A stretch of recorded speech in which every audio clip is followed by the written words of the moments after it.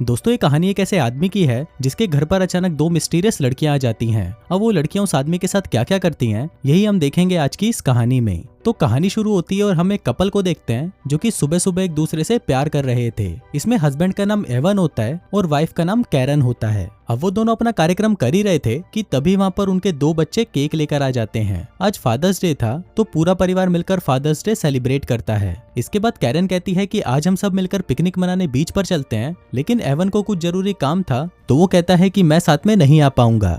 तभी वहाँ पर लुइस नाम का एक आदमी आता है जो कि कैरन का असिस्टेंट है। यहाँ पर हम देखते हैं कि कैरन एक आर्टिस्ट है और उसे अपना बनाया हुआ आर्ट कुछ ही दिनों में एक आर्ट गैलरी में पेश करना था, इसलिए वो अपने इस काम को लुइस को सौंप देती है। फिर कुछ देर बाद कैरन अपने बच्चों के साथ बीच पर जाने के लिए निकल पड़ती है और एवन घर पर अकेला बचता है। एवन एक आर्किटेक्ट था तो वो अपने एक प्रोजेक्ट को पूरा करने में लग जाता है। फिर उसे काम करते करते रात हो जाती है और फिर कुछ देर बाद बाहर बहुत तेज बारिश भी शुरू हो जाती है। फिर थोड़ी देर बाद एवन के घर का डोरबेल बजता है और जब एवन गेट खोलता है तो बाहर दो लड़कियां खड़ी होती हैं जो कि बारिश में पूरी तरह भीग चुकी थीं। इनमें से एक का नाम बेल होता है और दूसरी का नाम जेनेसिस। वो दोनों एवन को बताती है कि हम एक पार्टी में जा रही थी, लेकिन उस कैब ड्राइवर ने गलती से हमें यहाँ पर छोड़ दिया। साथ ही बारिश में भीगने से हमारा फोन भी खराब हो गया, तो क्या हम आपका फोन यूज कर सकते हैं? एवन कहता है कि हाँ बिल्कुल, और इसके साथ ही वो उन्हें अपने घर के अंदर बुला लेता है। वो उन्हें सूखने के लिए टॉवल देता है और यहाँ पर जेनेसिस आईपैड में देखकर उसे बताने लगती है कि उनकी लोकेशन यहाँ से बहुत दूर है। तभी एवन उनके लिए उबर बुक कर देता है, लेकिन कैब को आने में अभी 45 मिनट लगेंगे। फिर जेनेसिस उससे पूछती है कि क्या हम अपने कपड़े यहाँ पर सुखा सकते हैं, क्योंकि हम पार्टी में ऐसी हालत में नहीं जा पाएंगे। एवन इसके लिए मान जाता है और साथ ही वो उनसे उनका फोन ले लेता है जो कि भीगने की वजह से खराब हो गया था, जिसके बाद वो उसे चावल के एक बॉक्स में बंद करके रख देता है। इसके बाद वो उनके लिए कॉफी बनाता है और जब तक उनके कपड़े सूख रहे थे तब तक वो लोग गाने सुनते हैं। यहाँ पर हमें ये भी पता चलता है कि एवन पहले एक डीजे था और उसके पास पड़े हुए इतने अच्छे म्यूजिक कलेक्शन को देखकर वो दोनों लड़कियां उससे काफी इंप्रेस हो जाती हैं। इसके बाद वो तीनों बातें करने लगते हैं और जब एवन उन्हें बताता है कि वो 45 साल का है तो वो दोनों लड़कियां ये सुनकर हैरान हो जाती हैं, क्योंकि उसकी फिजिक के हिसाब से वो 45 साल का तो बिल्कुल नहीं लगता। अब वो दोनों एवन से कुछ ज्यादा ही चिपकने लगती हैं, तो एवन थोड़ा अनकंफर्टेबल फील करता है और वो उनसे दूर जाकर बैठ जाता है। इसके बाद वो कैब को फिर से चेक करता है तो अब कैब के आने में सिर्फ 20 मिनट ही बचे थे। इसके बाद एवन उन लोगों को अपनी वाइफ के बारे में बताता है और उन्हें उसका बनाया हुआ आर्ट भी दिखाता है जो कि उनको बहुत पसंद आता है।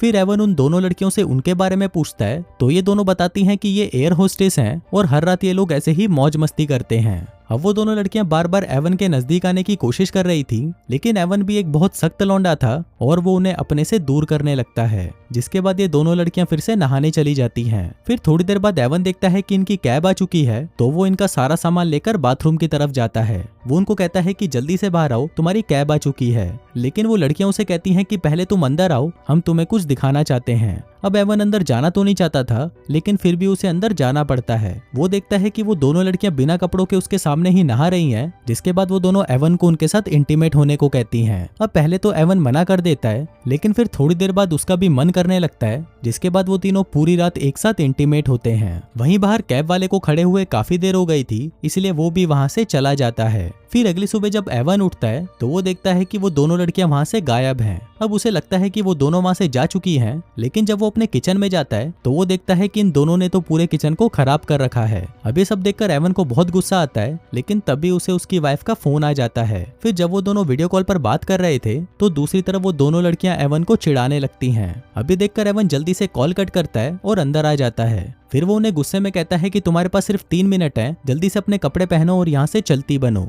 लेकिन फिर कुछ देर बाद जब एवन उन दोनों को देखने आता है तो वो देखता है कि ये दोनों कैरन के बनाए हुए आर्ट को खराब कर रही हैं। अब इससे एवन और भी ज्यादा गुस्सा हो जाता है और वो गुस्से में उन्हें पुलिस को फोन करने की धमकी देता है। अभी सुनकर वो दोनों हंसने लगती हैं और कहती हैं कि जब बुला ले पुलिस को, अगर उन्हें पता चला कि तुमने एक अंडर एज लड़की के साथ ये सब किया है तो पुलिस वाले उल्टा तुम्हें ही पकड़ लेंगे। अभी सुनकर एवन घबरा जाता है और उनसे पूछता है कि अगर तुम अंडर एज हो तो तुम एयर होस्टेस कैसे हो सकती हो। इस पर वो दोनों हंसने लगती हैं और कहती हैं कि हम तो तुम्हें बेवकूफ बना रहे थे। एवन उन्हें कहता है कि अगर तुम्हें पैसे चाहिए तो ले लो, लेकिन प्लीज यहाँ से चली जाओ। तभी एवन के घर की डोरबेल बजती है और वो देखता है कि बाहर कैरन की एक दोस्त आई हुई है। पर तभी वहाँ पर जेनेसिस आ जाती है और उस औरत को कहती है कि अभी मुझे एवन के साथ बहुत काम है, तो तुम कुछ देर बाद में आना। अब ये देखकर वो औरत गुस्सा हो जाती है और एवन को गालियां देकर वहाँ से चली जाती है। अब एवन उन दोनों से काफी परेशान हो चुका था, इसलिए वो पुलिस को फोन करने लगता है। पर तभी जेनेसिस कॉल कट कर देती है और कहती है कि हम यहाँ से जाने के लिए तैयार हैं। इसके बाद एवन उन्हें अपनी कार में बिठाकर ले जाता है और उन्हें एक जगह पर ड्रॉप कर देता है। फिर वापस आकर वो अपने बिखरे हुए घर को ठीक करता है और वापस अपने काम पर लग जाता है। फिर रात को जब एवन अपना काम कर रहा था तो उसे वहाँ पर कुछ गिरने की आवाज सुनाई देती है। वो बाहर जाकर देखता है तो उसे वहाँ पर अपनी एक फोटो फ्रेम गिरी हुई मिलती है। अब एवन उस फ्रेम को उठाने के लिए जैसे ही नीचे झुकता है तभी जेनेसिस उसके सर पर मारकर उसे बेहोश कर देती है। कुछ देर बाद जब एवन को होश आता है तो वो एक बेड से बंधा होता है। वहीं पर जेनेसिस भी होती है जो कि अपने मुंह पर चुड़ैलों वाला मेकअप कर रही होती है। तभी वहाँ पर बेल भी आ जाती है जिसने एवन की बेटी के कपड़े पहने थे।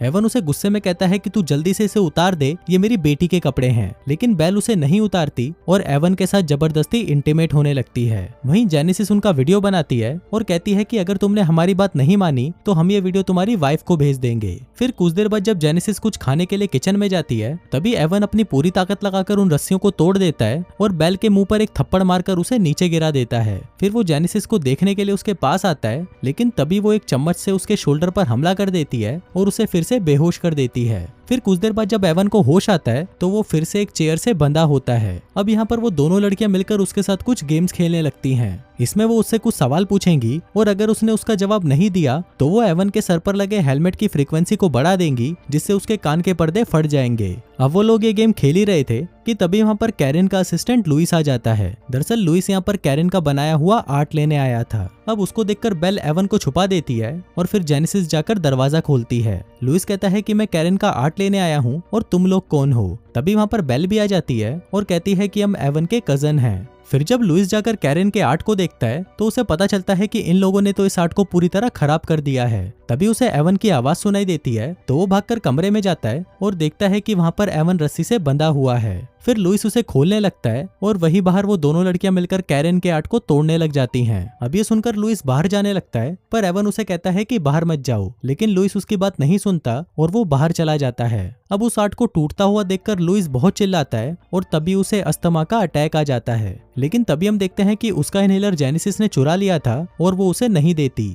अब इसी दौरान लुइस का पैर फिसलता है और उसका सिर उस आर्ट पर टकराने की वजह से उसकी वहीं पर मौत हो जाती है। अब ये देखकर वो दोनों हंसने लगती हैं और इससे हमें पता चलता है कि ये दोनों पूरी तरह साइको हैं। अब वो दोनों मिलकर उसकी बॉडी को ठिकाने लगाती हैं और साथ ही वो एवन के फोन से कैरन को मैसेज करती हैं ताकि लोगों को लगे कि कैरन और लुइस का अफेयर चल रहा था, जिस वजह से एवन ने लुइस को मार डाला। फिर कुछ देर बाद ये दोनों फिर से एवन के पास आती हैं और उसके साथ वही गेम खेलने लगती हैं। फिर ये दोनों एवन से कहती हैं कि अब ये उसे भी मार देंगी। अब ये सुनकर एवन घबरा जाता है और इन दोनों पर चिल्लाने लगता है। इसके बाद वो दोनों बाहर जाकर एक गड्ढा खोदती हैं ताकि वो एवन को उसमें दफना सकें। दूसरी तरफ एवन आईपैड से अपनी वाइफ को कॉल करने की कोशिश करता है, लेकिन तभी वहाँ पर जेनेसिस आ जाती है और उस आईपैड को बाहर फेंक देती है। फिर ये दोनों पूरे घर में तोड़फोड़ मचाती हैं और एवन के बाल भी काट देती हैं। फिर जेनेसिस एक गन लेकर एवन के पास आती है और उसे कहती है कि हम लोग एक गेम खेलेंगे जिसका नाम है हाइड एंड सीक, और अगर इसमें तुम हमें मिल गए तो हम तुम्हें गोली मार देंगे। अब गेम स्टार्ट होता है और एवन छुपने की कोशिश करने लगता है, लेकिन कुछ ही देर में ये दोनों उसे पकड़ लेती हैं। फिर वो यहाँ पर जोर जोर से चिल्लाकर हेल्प मांगता है, लेकिन उसकी मदद करने वहाँ पर कोई नहीं आता।